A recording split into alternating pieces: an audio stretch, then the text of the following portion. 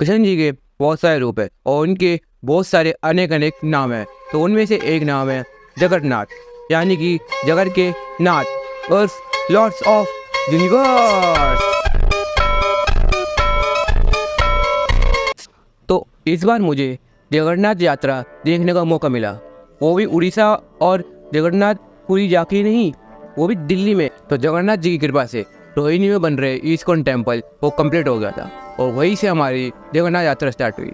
और वहाँ पे हमने बहुत कुछ नया नया एक्सपीरियंस करा और जगन्नाथ जी के बारे में बहुत कुछ नई नई चीज़ें जानी, क्योंकि हमें यूट्यूब पे और कहीं और नहीं पता चली थी। तो जगन्नाथ जी की स्टोरी हर एक व्यक्ति के, हर एक प्रभु जी के मुँह से अलग अलग स्टोरी थी। कोई कहता है कि जगन्नाथ जी एक कृष्ण जी के रूप है, और कोई कहता है कि जगन्नाथ जी की मूर्ति स्थापना किस तरीके से हुई। तो हर एक स्टोरी को हम इस वीडियो में डीपली तो हम कवर नहीं कर पाएंगे, बट छोटी छोटी चीज़ें आपको ज़रूर बताएगी।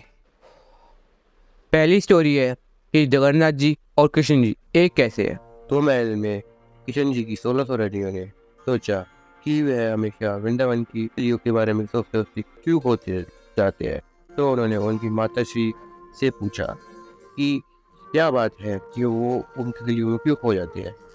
तो फिर उनकी माता जी ने उनकी बहन सुमित्रा को द्वार पर आकर बोला कि कृष्ण जी आए तो जरूर बताना हमें, क्योंकि वह वो बातें ना सुन सके। पर वह इतना खो चुके थे उनकी कथा सुनने में कि वह बता नहीं पाई।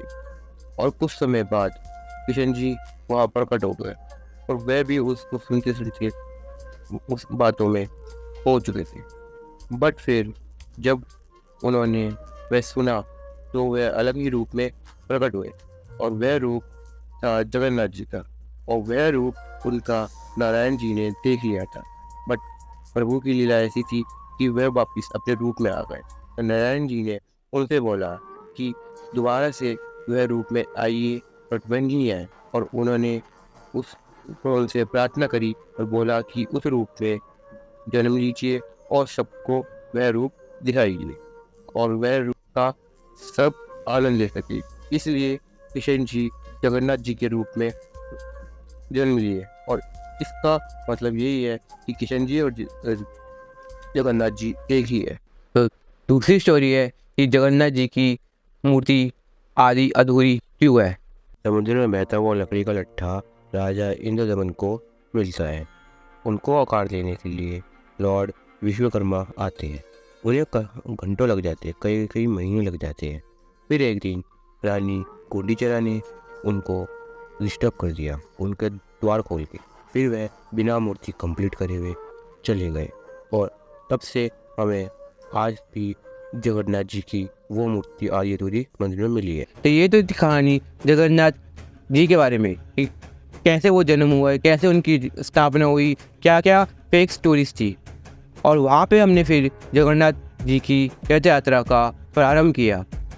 उनको उनके टेम्पल से निकाल के दूसरी जगह ले जाया गया, स्नान कराया गया, भोग लगाया गया। फिर हमने वहाँ पे बहुत सारे भजन गाए और हमने रथ यात्रा स्टार्ट करी।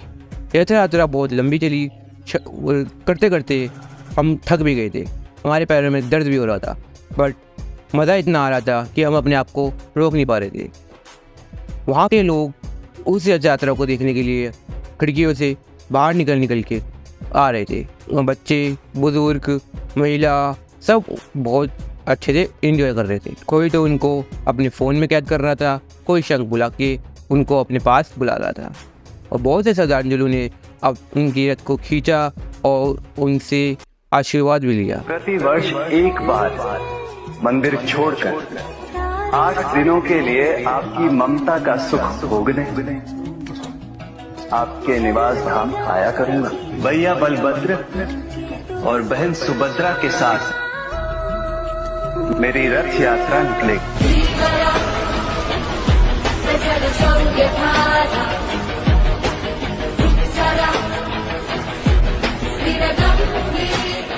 हाँ, मैं अपने आप को ना ही व्लॉगर कहता हूँ, ना ही स्टोरी टेलर कहता हूँ। मुझे नहीं पता मैं किस टाइप का यूट्यूबर हूँ, पर आपको पता हो तो कमेंट जरूर कीजिए। और आपको मेरी वीडियो कैसी लगी वो भी कमेंट में ज़रूर बताइएगा, और अच्छी लगी हो तो ज़रूर लिखिएगा कमेंट में।